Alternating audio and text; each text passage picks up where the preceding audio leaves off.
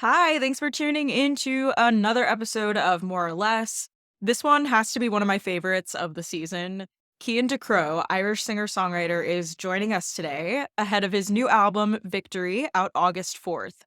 Cian is booked and busy these days, recently touring with Ed Sheeran, performing with the Jonas Brothers, all while producing viral flash mobs on TikTok alongside a really beautiful choir. He's hitting the US on tour this fall, and it's going to be a must-see show. Cian is a breath of fresh air, and his story is so honest, vulnerable, and heartfelt. So here's to some more victories, more or less. On More or Less, we are all about feeling good and looking good. So we're excited to tell you about our sponsor, MINDPLUSBEAUTY. Season 4 is sponsored by the unique and innovative products of MINDPLUSBEAUTY, whose science-based unisex approach to wellness and skincare will help you do just that. These dual-action facial oils are designed to help you take care of yourself and get more of what you need: sleep, energy, calm, focus, or uplift, while also being great for your skin. For my friends that gua sha or use a jade roller, MindPlusBeauty's simple-to-use products are the way to go. They work across most skin types to protect the skin, reduce inflammation, and provide an all-natural approach to wellness. So, whether it's a deeper, more restful night's sleep, an energy boost for busy days, a calmer state of mind, increased concentration, or a more positive mood, MindPlusBeauty's products are designed to help you look and feel your best all day, every day. So if, like us, you like to both look good and feel good, visit mindplusbeauty.com to learn more. That's mindplusbeauty.com. Okay, Cian, welcome to More or Less. Hello, how are you? On this podcast, we have our guests introduce ourselves, so feel free to take it away with a self-intro. Oh, that's terrible. Hello, where should I look? Should I look at you? Over here. Beautiful. Hello there, listener, viewer. I'm Cian Ducrot. I was born in Cork in Ireland, which is in the south. Ireland is not part of England, for those of you who don't know that. It's in Europe, and Europe isn't just one country. It's loads of countries. And I'm a singer-songwriter, and today we are in New York City. Beautiful. And I just learned that your last name is not pronounced Ducrot. It's Ducrot, like more of a French. Well, yeah. OT. I mean, yeah. Well, you was pretty good at this. Ducrot? Ducrot was pretty good. Okay. It doesn't need to be like so. You're doing kind of British. You're like Ducrot, but it's more of just a Ducrot. The American in me wants me to say like Ducrot. No, but no, it's definitely not. Yeah, it's not that. It's or Ducrot. like Ducrot is what it would be. Ooh. But like, I'm not gonna go starting it to annoy people, being like, actually, you have to roll your R in your throat, and like, so Ducrot. Now I feel like I have to do that, but Ducrot. I'm butchering it. So do you know? Well, actually, you can now go around and be like Cian Ducrot, and people are like, "What are you saying?" And be like, "That's actually how you pronounce it." Exactly. And people be like, "No, it's Ducrot," and you'd be like, "It's actually Ducrot." I have no problem being that guy. Yeah, you should. You should. That's actually quite. I'd be that guy. So in this moment, how are you feeling more or less? Good. Feeling good. Yeah, feeling more awake than I should feel at this time of the day. So that's great. Are you jet lagged at all? Yes. Yeah. But it's like good right now because it's like I wake up early. I wake up super early, but it's like not, it's like late for me. Yeah, It's yeah. like if I wake up at 5 a.m., it's like 10 a.m. So Yeah. it's like, it's pretty sick. So what is one thing you need more of in this moment and something you need less of? One thing I need more of in this exact moment. In this exact moment. More abs. That's a great answer. That's a fantastic answer. Out of all the Just times thinking I've about asked that. Yeah, obviously, only good answers. Something I need less of. Your negative energy radiating over here. Yeah. I know. I tend to be a pessimist. Yeah. I'm working on it. That's what I'm working on. What do I actually need less of? Probably caffeine. Probably need less caffeine, but I'm gonna have more anyway. It's funny because I feel like when we've asked this on the show, people will usually say more caffeine, even though there's usually coffee in front of them. I need more hair on my arm where they shaved it off. That's what I actually need more of. Tell us the story behind that. Is that because you got tattooed? Yeah, so basically I was doing like a sort of little exclusive event for the announcement of my album, which I announced like, I don't know, 2 weeks ago or something. Which is coming out in July for the listeners. Coming out in July. It's going to be the greatest album you've ever heard, so no biggie. 100%. Brits and And, Grammys, here we come. Absolutely. No, I never get nominated for anything, so that won't happen. But no, you got to speak it into existence. It's going to happen. I want us to come back to this clip in like a year's time. Yeah. And we manifested it here. That's wait. I got to read this now. I wrote something a while ago. That's kind of funny. It's not really funny. It's actually kind of depressing. Was it like a brain dump? It was like, just because we were talking about, getting nominated. And then I wrote this thing and I said, never nominated, used to being hated, still frustrated, still upgraded, duly awaited, not celebrated, talent demonstrated, world penetrated, always isolated, public educated, still fascinated, Grammy estimated, world confiscated. I don't know what that one means. I also wrote gang affiliated, which I'm definitely not. Just working on some stuff here. You should probably cut that out. No, I think we could keep that. And I think you should pull that up when you do win and you do get nominated and all the things. That's what you bring on stage. Yeah. And then walk off. A little mic drop. There you go. Never nominated, most imitated. But so yeah, basically at that event for the album, there was like a tattoo parlor and all of this random stuff that you could do. And so I got some tattoos whilst being interviewed, which was really weird, actually. Was that painful? Not really. No, actually, it wasn't painful. I shouldn't say like, is the tattoo pain? Because I have tattoos too. But was it painful to like have coherent thoughts while someone is painting on you? It was kind of like nicely distracting from the tattoo, and like the time went by really quickly. It was strange to like be in sort of like a you know, with like loads of people like standing around you asking questions. That was kind of weird. So I think, I don't know, can't remember what your question was. I think what were we talking about? That you need less of, and then you said you need more arm hair. More arm hair, yeah. And abs. More abs for show. Summer bod. Summer's around the corner. Yeah. I can't believe it. More motivation for the abs as well is what I need. I like that. Motivation. Or motivation. We could all use a little bit. Yeah, that I agree with that. I didn't make it to the gym today, so I actually did make it to the gym today. Good for you. Yeah. It's only like noon. Yeah, it's pretty. I think I went at like 6 a.m. Which for me is 11, but we're gonna pretend like we didn't talk about the time difference. So pretty big. Me and this other dude, he was jacked. I looked like I didn't know what I was doing. Funnily enough, we were both skipping as well. When I walked in, like I love skipping, and when I walked in, he was skipping, and I was like, I got my skipping rope too. You guys are like kindred spirits. Yeah, it was quite sweet. Quite sweet. I was like, that's future me. And you were up early the other day for the Today Show, which is incredible. How was that experience? Great.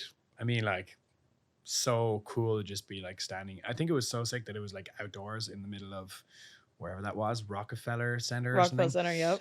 Which I still don't understand what that is. They're like, this is the Rockefeller Center. I'm like, which? There's like 7 buildings around us, like just here. And I'm like, the ground? Like, I still don't understand what that is. But it was really cool, really beautiful, really fun to do that. Also hilarious because they had no idea that we were going to do it. So like the presenters were all like, what's bar one presenter who knew what was happening. The rest had no idea what was going on. So that was like pretty funny. Was that your idea, or did Today's Show say like, hey, we've seen your videos, like maybe we should do the choir flash mob? I don't know whose idea. It wasn't my idea. Points at PR. I think it was probably there. They probably saw it or something. Well, it was perfect. It was kind of like probably a mix. It was probably like a combo. Yeah. Creative geniuses. Just creative genius. Flowing. It was actually all me. I did it all myself. Naturally. I set it up. It's just like I'm a business entrepreneur. I reach out to the Today Show personally. I just DM them, you know. Yeah. Off like a fake account. So sup. I'm the PA. I pretend to be my own PA. So that's what I did. I was like, hey, you wouldn't PA. be the first. Yeah. I wouldn't be the first, actually. I've heard cool stories of people who pretend to be You have to be your own advocate. Gotta be. Exactly. So I guess segueing, we're a mental health podcast, so we talk about our feelings a lot. Yes. So one of the things you said is you need more motivation, but considering you are now jet setting on this tour, you are off to Australia next, right? After this US run, Australia? Yeah, Australia. Yeah, first time, never been. Pretty cool. That's so exciting. Down under. I won't do the accent. Down under. But yeah, I'm buzzed. It's gonna be cool. I don't know what to expect. I've never been there, so I haven't a clue. Like, it's it's kind of weird when you can go to, I mean, it's the same right now in America, like going to places that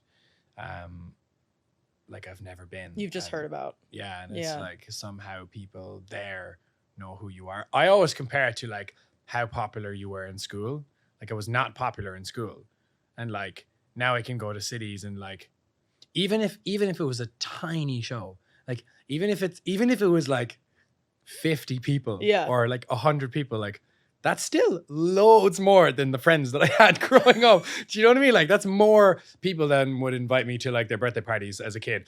So like I'd still find that so hilarious. That's what I always am like, but I don't know anybody in wherever, Toronto or Chicago, or I know like 4 people in New York. So it's kind of like hilarious. And it must be trippy though, like because you know those people exist somewhat online, like if they're commenting on your stuff or they're following, like there's a number attached. But then when you're present at shows, like people fully know who you are and support you in person. Yeah, I think it's like it's very hard to sort of gauge like online stuff, you know, like you have no idea. And to be honest, I think most of it doesn't really mean anything anymore. So it's like the only place you can see any of it is like in real life engagement for me, like, you know, playing shows and like seeing the people in real life, because otherwise it's just like feels like some robots on social media like commenting. Well, fair, because a lot of the time on the show comes up with artists that we talk about, the pressure to go on TikTok and the pressure to be content creators. And I feel like you found your own lane in what works for you for digital marketing. And that for those that are listening that might not be familiar, you're a pro at flash mobs with a beautiful choir that comes with you and you perform in public and it's fantastic. But I think that's a really unique space to make content compared to like, hey, this is my song and you should listen to it and here's a 30-second snippet. So do you think you'll continue with that strategy, like coming up with a new album? Is that something that's still forefront to you, to try to find an in-person element of engagement? Yeah, definitely. I think like social media is obviously always a tricky one to wrap your head around as like an artist or whatever, and everybody complains about it, and like I don't complain about it because I think it's more like we're lucky that we have it, you know. I think if you're coming out of Cork City in Ireland or growing up in like Passage West where it's just full of like ex-IRA and like pretty much nothing else, like how the hell else are you gonna be seen in the world? So it's like an amazing opportunity, and it does annoy me when people moan about it and they're like, oh, like it's not like artists have to be like content creators, it's not what I signed up for. But it's like it's not the 1980s anymore, you know, like it's a different thing. So you just have to adapt, and like if you don't enjoy it, that sucks, and then just don't do it, and like I guess find a different job, because sadly to some people, that's part of it. For me, like I've always loved making content, so it never bothered me. Like I didn't even think about it. Like since I was like 12 or 13, I was making YouTube videos and doing all that stuff. And since I was, you know, like much younger, I always knew that content was so important. Like when I was a kid and my best friends, we were like skateboarding, and if you wanted to be seen or known or do anything, you had to make videos and post them on YouTube. So it's not new to me, but finding a way to do it in your own way is definitely so important, because otherwise you just feel like, I think that's the thing. Like, I think I'm so lucky that I had that idea, which I don't think is in any way original or anything. I just don't think anyone was doing it. I guess I don't really know why. And I always loved the idea of public videos, like since I was a teenager. Like my best friend Nathan films all my content with me, and like we as teenagers used to just make stupid like public pranks for no reason. Like sometimes we wouldn't even like film it or post it anyway, you know? So it was like, for us doing this stuff, like I just thought of it as a prank. I didn't even think I was doing a flash mob. Like it wasn't until people were like, oh, like this guy does flash mobs. Yeah, there's like a name for it. Yeah, I was like, I didn't really think it was a flash mob. I was more just like trying to prank people with a choir, you know, or like, and I thought like, I like embarrassing myself and doing stuff that's like just uncomfortable, or like, I don't know, because it's just like a different way of, again, like promoting music, not being like in your car, like, hey, this is the saddest breakup song you'll ever hear, and it's like, well, it's not though. So like and so like whenever I see that stuff, I'm just like, oh.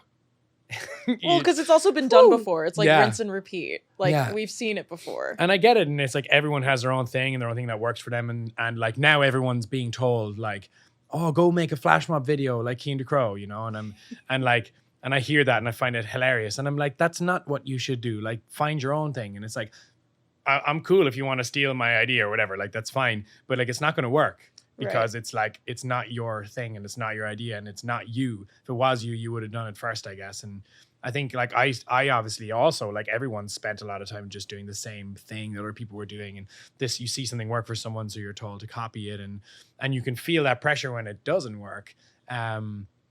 And it's so easy to say, like, being sat here to say like, oh, find a thing that like works for you or whatever, and like do something original, like, but it's like, what is original? I don't know. And I think you just got to get really, really bored and like sit on your couch and just be like, boom, just like an idea. I don't know. Like it's kind of hard to like figure out how you get good ideas or whatever. And again, you don't know if they're going to work. But like, for me, I love that I've thought of this thing and it's now become so me, and it is such a me thing. And like, it's what like so many people know me for. And like, I definitely want to keep doing that in the future because it's fun and it's like a natural, and it also means like I don't have to over create, you know, like I can just post like 5 videos. I don't have to post like a video every single day of like just like desperately trying to like promote my music. And one of actually the biggest reasons that I wanted to do it and that I really liked doing it was because a lot of the time on social media, like there's this sort of trend of describing your song like really quickly. So you're like, oh, this is a song I wrote about, blah, and then you play it. Yeah. And I just was just always annoyed when I was being asked to like do that, because like I can't like explain, and nobody wants to explain like a piece of art in like 10 seconds, you know, or like not even, it's like 4 seconds before you start playing the song on your laptop or through your speakers. Like no one wants to do that. And I don't want to be trying to like, you know, like be like, if you hate your friends and check out this song, or like I wrote this song about, like that's not what like you write it about. It's so much more profound than that. Like some stuff that I write about is so personal and so like emotionally deeply personal. Yeah, that's beyond surface level, which in my opinion, like most popular music right now is like very generic lyrics that are universal experiences but very surface level, whereas your lyrics are very deep and based on real life experiences that we can get into. But that's not something that you, like you said, you can be in your car and be like, here's a song about trauma. Like that's not going to reel people in, or maybe it will, who knows. But I think we're living in an oversaturated market right now, and you found something, a marketing method for you that, like you said, is authentically you, that no one in your circle is surprised that that's working for you. I think it also is like, it's nice to, there was a big thing about like devaluing your art by promoting it in that sort of way. And loads of people talk about that stuff, and like I'm not really smart enough to be thinking about that, but like it is something that you again think about. And so like just doing a piece of content that's completely unrelated to what your song is about is once I got that, I was like, this is so great. Like, I don't have to go around like talking about what it's about constantly. I can do some stuff like that, but not worry about how it performs. If people want to know the story, they can, but it's for them anyway, you know, it's for the listener to attach themselves to the music. And so I think that what's great with like doing a flash mob or doing something like stupid, like where you're not taking yourself seriously or the music too seriously, is that it reminds everyone like it's just a bit of fun as well, you know?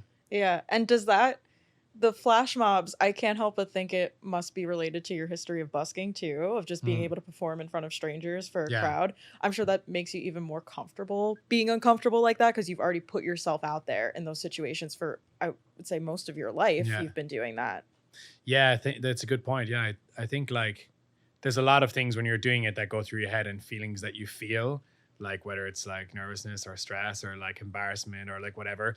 And I think it's like, for me, when I'm in that position and I feel those feelings, like there's another part of me and my brain that's like, you've done this like a million times. So it just puts all those feelings away and stuff. And like, and I think it's fun being able to do that, being able to have these like feelings of like, and then just like, and it's like, it's fine. Who cares? Like, it doesn't even matter. You know, it's just like, it's also like, it doesn't matter. Like what can go wrong, you know, even if it was terrible, like it's not the end of the world. It's just funny. So I think, and it's also something that is almost supposed to not necessarily go wrong, but it's supposed to be surprising. It's supposed to come up with a different reaction every time. And I'm sure that's what keeps it interesting for you. Yeah, I think like I just love the fact that I get to sort of, the very, very first time I thought about it, I was like, how funny would it be, if I'm like in a cafe and I just start singing and everyone's like, what's this? Like, what the fuck is this guy doing?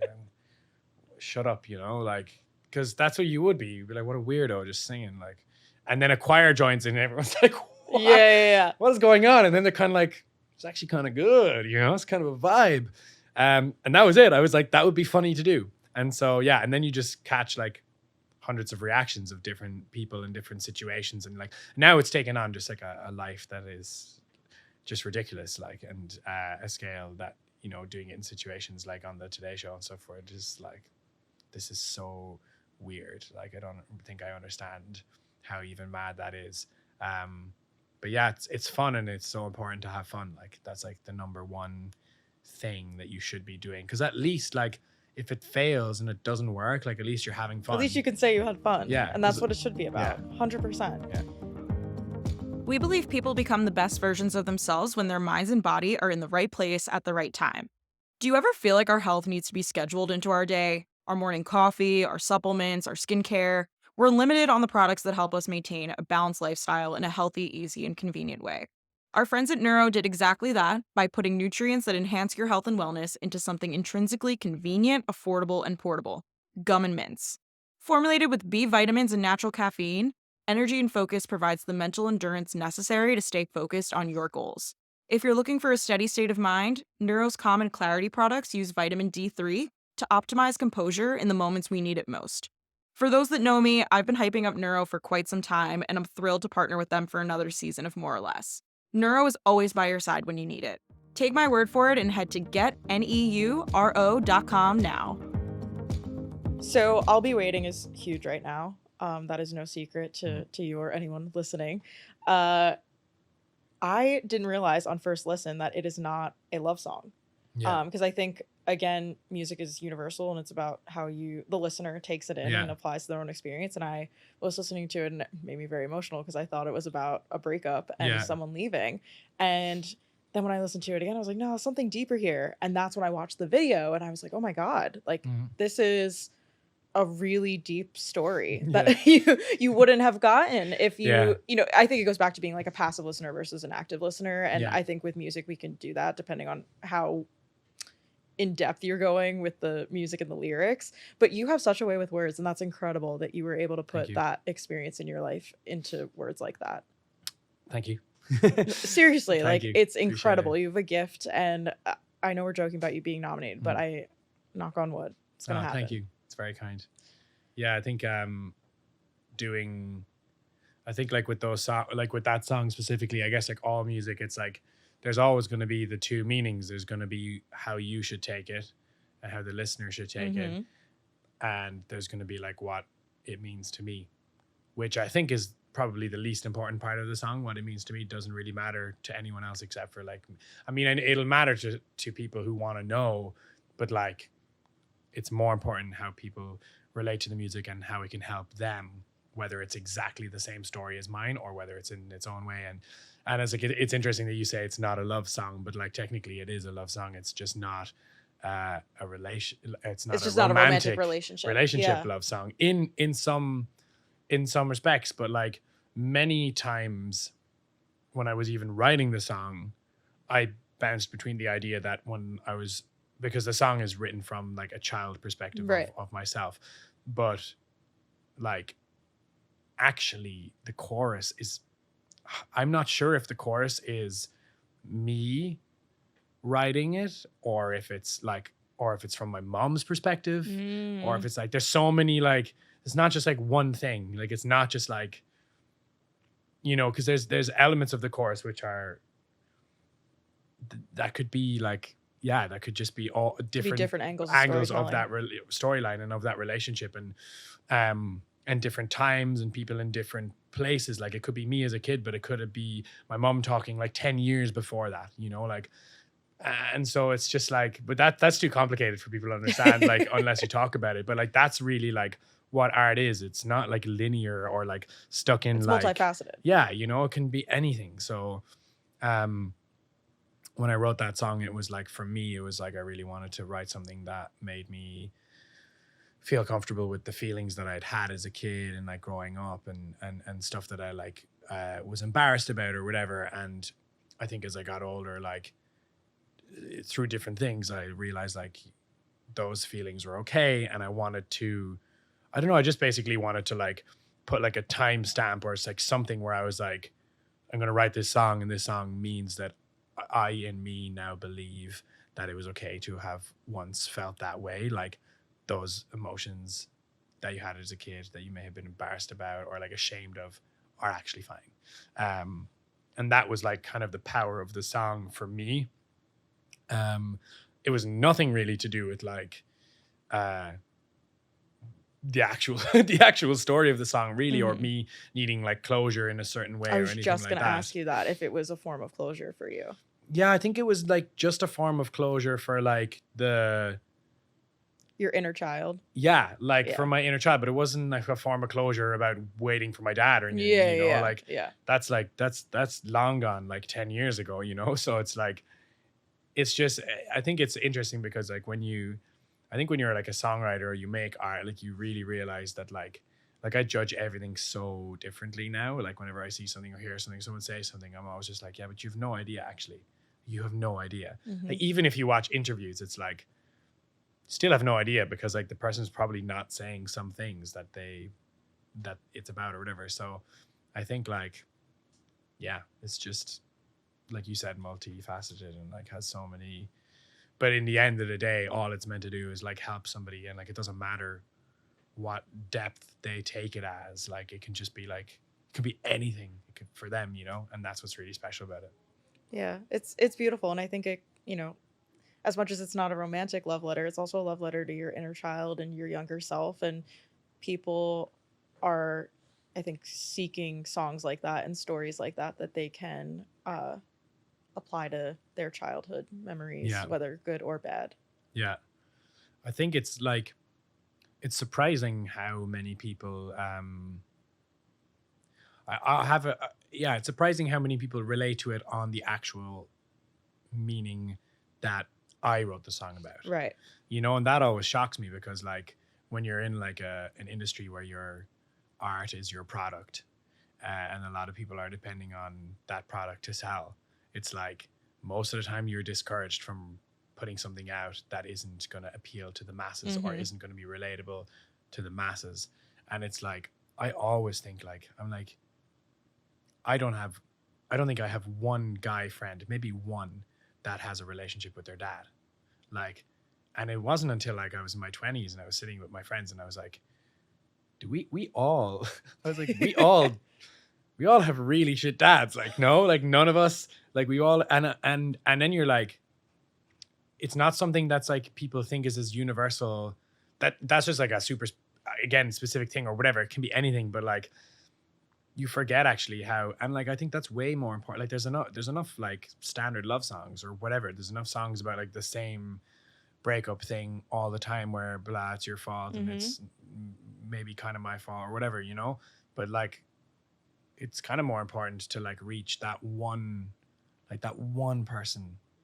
That's how I think about it. Like if there's one person who's going through right now what I was going through like 10 years ago, 15 years ago, like so much music helped me, and like if this song can have just like helped one person, but on like a real level, like on something that's like so could change their lives, like more than just a breakup or whatever, something like actually that like actually makes a difference. Like to me, that's way more important than like how many streams a song gets or whatever. Like nobody even, that's what I'm thinking about. Like I'm just thinking, that's the impact always, you look at. Yeah, I'm thinking about that. I'm thinking about a girl who comes up to me outside a show in like Amsterdam, and her friends are like, she's going through the same thing that you did, like with her dad. And I'm like, that like breaks my heart, and like that's when that's so real.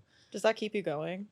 100%. Make more music. 100%. That's like the only reason I wanted to make music in the first place, was just to be able to like help people and like, make the world slightly better, or whatever it is, how you make the world better. But I think just helping people, and like, and maybe inspiring anyone who's like in that kind of place or going through those things or coming from a like somewhere like where I came from, and just to show that like doesn't really matter what your beginnings are or what happens to you or what you go through in your life, like you can still come out the other side, you can still be happy. I'm like probably the happiest person. Like I've always been super happy. I've always, you know, I think I'm pretty much super happy like 99.8% of the time, like, which is really weird.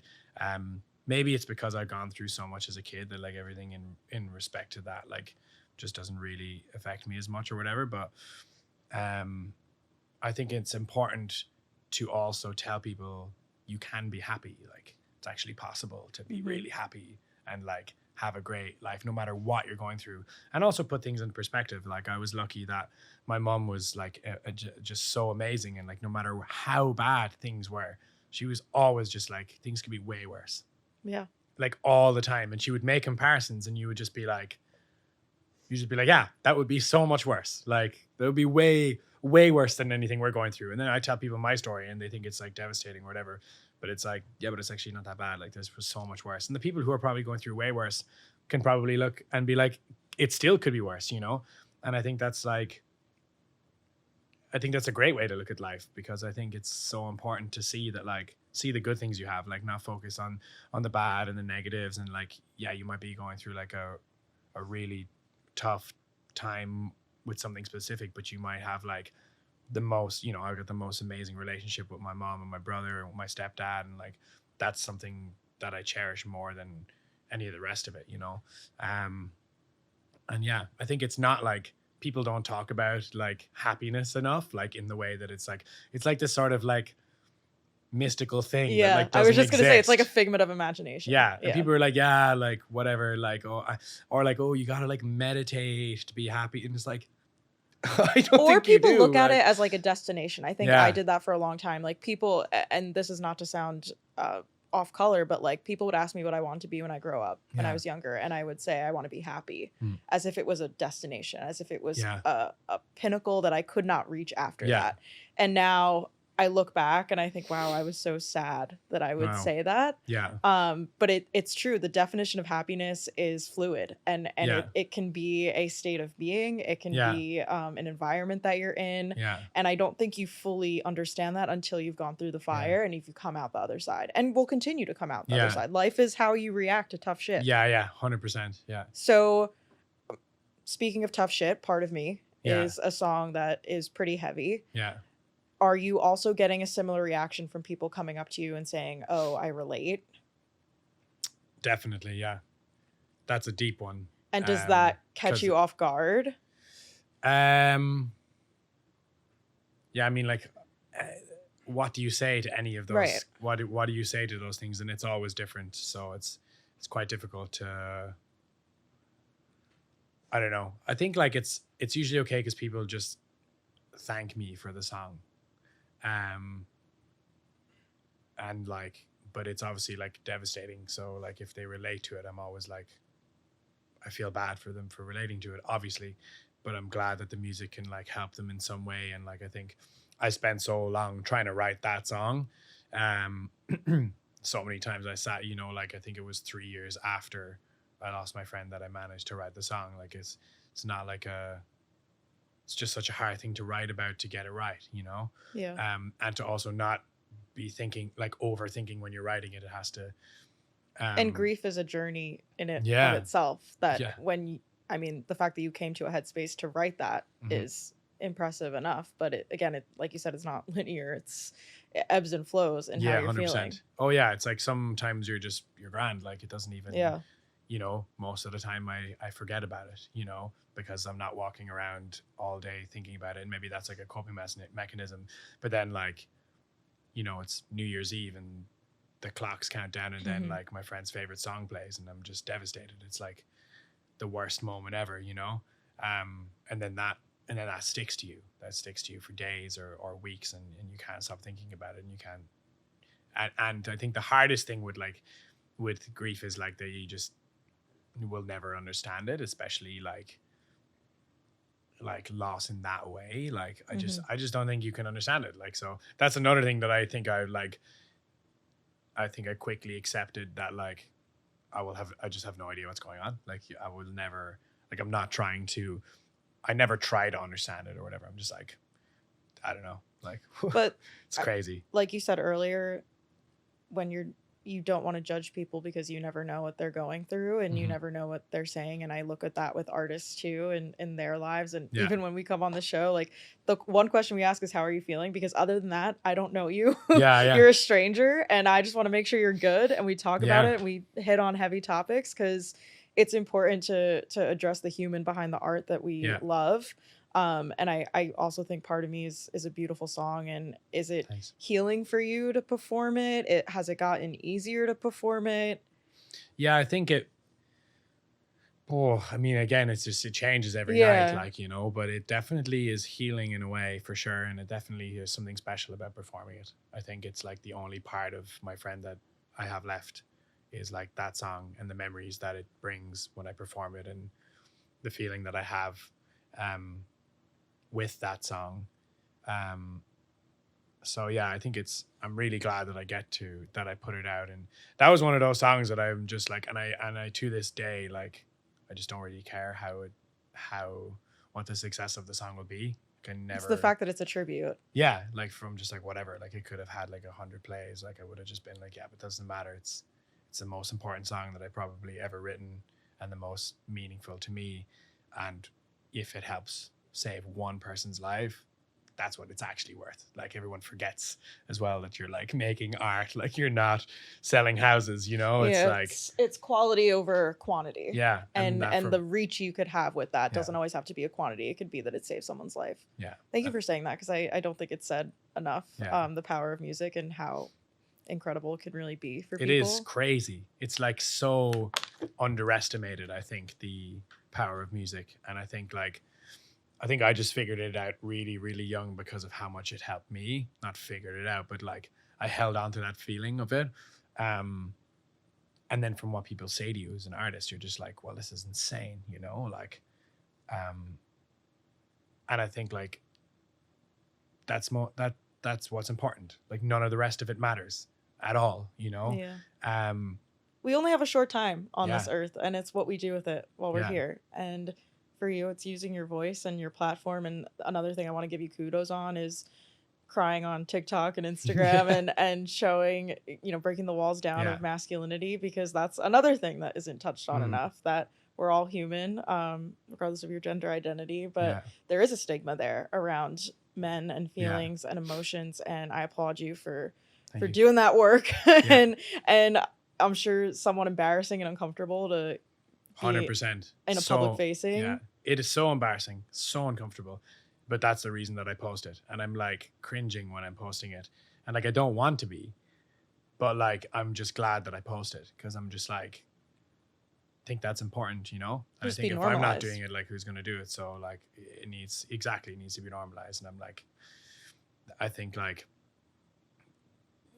yeah, I just think it's such an important thing to be part of like that change and to be part of that like conversation. And like the most terrifying and embarrassing thing you can do is just like post yourself in the most raw and uncomfortable situation, and even to just take your phone out and film it and be like, this feels so wrong, but like I feel like that's what I should be sharing with people, to be like, this is what's actually going on, you know. And I think I don't know how many guys are doing that right now.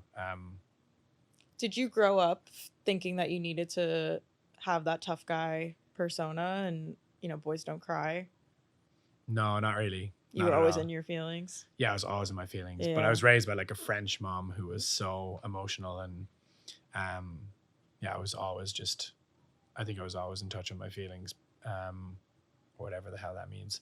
But like, But that probably plays into why you don't understand why Yeah. other men are not in Yeah. their feelings. yeah, but it's sad because like everyone, not sad, like I actually didn't care at all, but everyone just thought, everyone was like, oh, he must be gay, or he must be like, to think that people think that because So you're bizarre. emotional, it means that you would have to be gay A or sexual orientation. yeah, a certain sexual orientation, that it's like they're not, one isn't attached to the other. Right, There's right. no, it's like, well, I just don't understand like how that's like a thing. Like it doesn't make any sense. It's like, yeah, I mean, yeah. So like I remember obviously growing up like 15 years ago or whatever, and like I just laughed, like I didn't care. I was like, one day you'll get it, like one day you'll cry too, and then you'll be like, oh. And I think like, but we're still like fighting that so much. I think I was just lucky that like I was very like confident and comfortable in my skin and like comfortable with who I was, and I never wanted to be like anyone else, and I didn't want to follow like the crowd. And I very quickly learned as well that like, I don't know, I think I just had all these really like weirdly good coping mechanisms, and I used to tell this to everyone, but like people are like, how do you not have like worried about what people think of you or people say mean things and stuff like that? I'm like, if I act a certain way and somebody says something like mean to me, like something that's so like small minded and stuff, well then like they're my opinion of them is instantly like, I think they're useless. You know, if somebody says something like that to me, instantly their opinion doesn't matter to me, because the type of person that would say that kind of thing, their opinion is irrelevant. Shouldn't be valued. Yeah, it shouldn't be valued. So like I just wouldn't hear it, you know? Like people would say like mean things and like stuff that's like so nonsense, that would be so like, whether it's like toxic masculinity or whatever, and like telling me how I should dress or how emotional I should be or whatever the hell they're on about.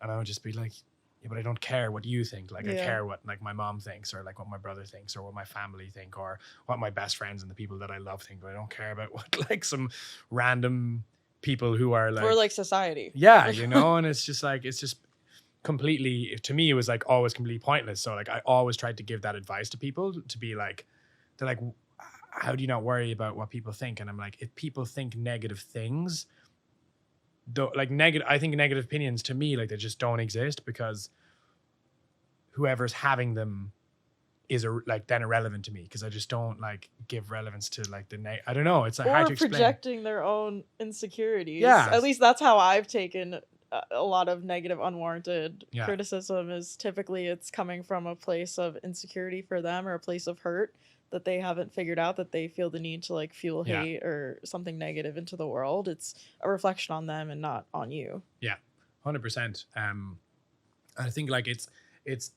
difficult to, at all different times in your life, it's more or less difficult to like deal with it. Like now I'm just like, whatever, it doesn't matter. You know, people will say stuff all the time and I just think it's funny, you know, like, and people will continue to say whatever if they want to say negative things, or like about me or about whoever. But I think, as you get older, maybe it can be easier, but as you're younger, it can be harder to like wrap your head around that, or you're in school and you're trying to fit in. But it's just like, I don't know. I think it's I think it's like those opinions are just so irrelevant that like it's important to just like to let go of them and to just like be who you want to be.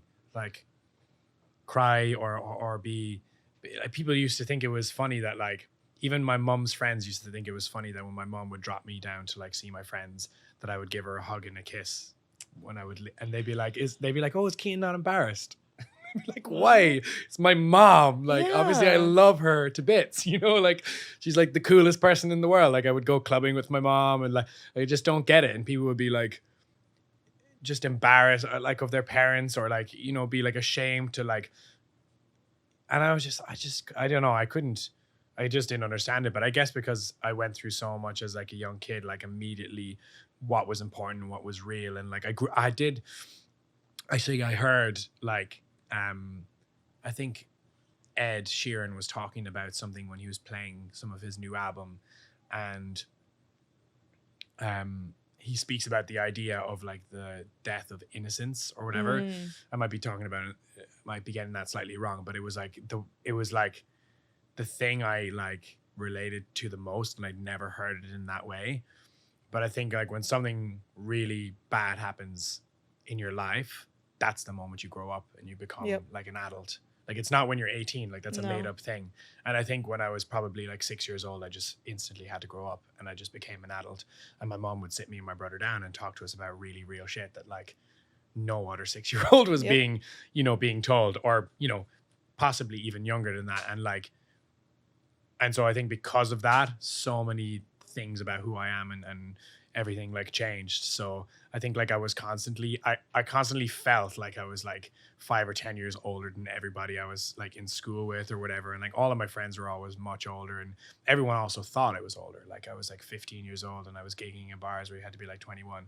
Everyone just assumed I was like in my 20s, and like It's the demeanor you put yeah. on. Your exterior changes to the Yeah. world. I 100% believe that, especially like I experienced grief at a really young age, and like understanding what death is at a very young age 100% shifts into how you grow up. Just because, again, it's how your body even reacts to trauma of what happens to you. So I fully believe that's a thing. Yeah. This was awesome. This was a great chit chat. Thank you. Victory. I'm very excited. How are you feeling? How is am what I I wanted to feeling? ask you, because you asked how I'm feeling. Oh, how am I feeling? I am feeling rejuvenated. I'm very excited. The other thing I needed to ask you about was you recently performed with the Jonas Brothers. Yes. How did that happen? So that was, first of all, that was like so crazy.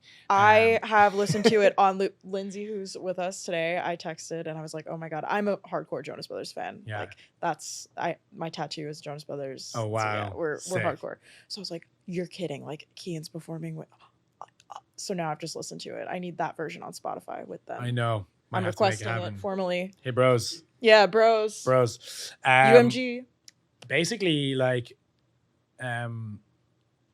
I think Kevin like followed me on Instagram. He must have just seen like the song and what was going on, and then we spoke like a good few times, and I was just gonna go to watch their show. And then like maybe a week before the show, he just he DM'd me and he was like, text me, I need to run something by you, and just gave me his number.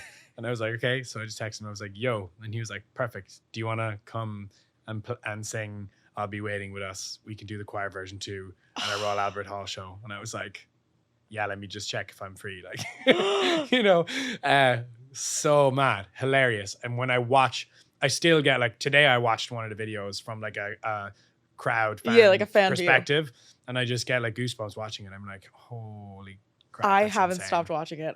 Oh my God, especially the choir version, because they've been doing like a choir with their recent performances too. Yeah. So when it was posted, like I think 24 hours before that you were gonna be on stage with them, I was like, I hope they bring the choir. I know. So it good. was just so cool. It's like so weird to, and the guys are like so nice, you know, like, which I'm not like surprised by, but like they just are, you know, so lovely and like so pro. And it's just hilarious to just like watch videos of myself like standing in the middle of the Jonas Brothers, because I'm like, I watched their documentary like whatever 2 years ago, and I was like, this is incredible, you know.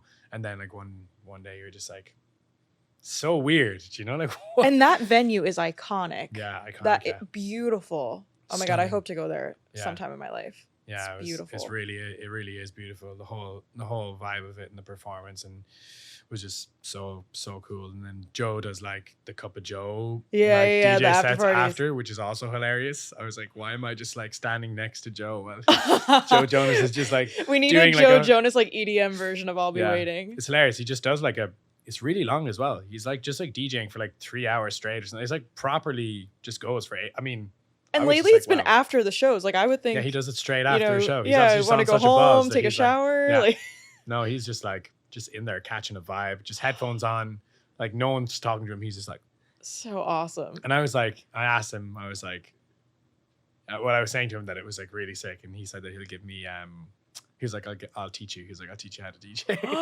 And I was like, please. I'm serious. We're gonna get an I'll Be Waiting like EDM remix version. Yeah. I'm here for it. We'll get some strobe lights like on tour. When I see you on the fall run when you're back here. Yeah. Another thing will manifest. Yeah, little remix version with Joe on the decks and like. Oh my God, how awesome would that be? Oh my God. He's so funny. Yeah. I hope this clip goes viral specifically. Yeah. Yeah.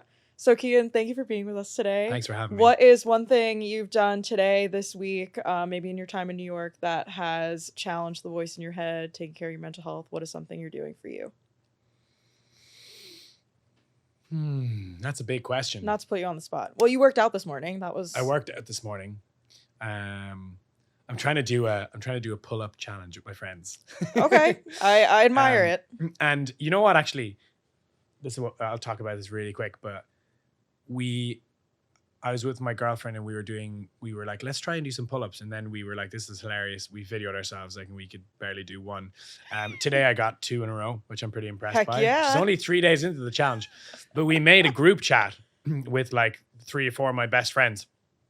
And I'd never thought about the power of having a group chat dedicated to friends getting like fit and exercising. Like an accountability chat? Yeah. It's just like this accountability chat. And we just send videos in now every day being like, and then if someone doesn't do their like pull-ups, we're like, bro, you can call them out. Yeah, we're like, bro, where's your pull-up video? And it's like funny because it's like we're trying to do them and we're trying to get to like 10 eventually or whatever. And it's like, but it's actually really amazing because you have now like every day I'm like, oh, I want to go do a workout today so I can send some videos in and be like, you know, I'm on it. And like everyone else is doing that. So like, there's like my tip of the day. If you like, cause I find working out, like, cause I grew up skateboarding and doing sport that I like loved, but didn't have to think about. And I would do it for like 10 hours a day. And it was the most amazing way of staying fit. And when I like couldn't do that anymore and was like injured or whatever, like having to like work out and do something exercise that like I didn't actually enjoy I found so difficult. And obviously so many people find working out difficult. But this, like, even though I know I'm only like 3 or 4 days in, but like it really changes the way you think about it because it's like fun. It's like fun to go and like send your videos to your friends and like, I don't know. So if you and some friends are thinking about getting fit, you just make a group chat and like hold each other accountable and just like have a bit of a laugh. It's kinda, or just do not like just for working out, just like accountability in general. Anything, and just like being, you know, doing stuff and like having fun and hanging out or spending time together. It's like, it's actually like the power of the group chat is I'm coming here back. for that. It is. Flash mobs and group chats. I'm bringing that stuff back. That's the times we're living in. Yeah. Cian, thank you so much. Thanks for having me. And thanks everyone for listening, more or less. Thank you for listening to More or Less with Jess. To learn more about our podcast, head to moreorlesswithjess.com or follow us on Instagram at moreorlesswithjess. Here at More or Less, we talk a lot about affirmations and the power of positivity. So we're excited to talk to you about our sponsor, Notes to Self Socks. At Notes to Self, they know that words can make all the difference, so they put affirmations where your brain can see them each and every day, right on your toes. Notes to Self's comfy, marathon-tested socks are made right here in the USA in a variety of colors and sizes for you and all your friends. So if you want to walk a mile in our uplifting footsteps, go to notes2self.com today to order your very own daily dose of positivity. More or less with Jess.